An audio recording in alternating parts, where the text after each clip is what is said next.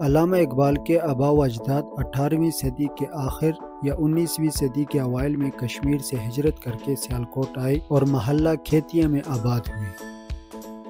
اقبال کی پیدائش سے پہلے ان کے والد شیخ نور محمد نے ایک خواب دیکھا۔ وہ کہتے ہیں کہ میں نے خواب میں ایک عجیب و غریب پرندہ دیکھا جو فضا میں زمین کے قریب اڑ رہا ہے۔ ہزاروں لوگوں کا ایک ہجوم ہے جس میں بھی شامل ہوں۔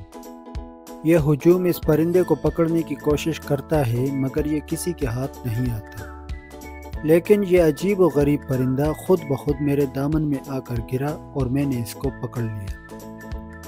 جب علامہ اقبال پیدا ہوئے تو انہوں نے اس خواب کی یہ تعویل کی کہ وہ پرندہ یہی بچہ ہے اور یہ ضرور کوئی غیر معمولی کمال پیدا کرے گا۔ اقبال کی ولادت 9 نومبر 1876 بمطابق 3 ذوالقعدہ 1294 ہجری کو سیالکوٹ میں ہوئی۔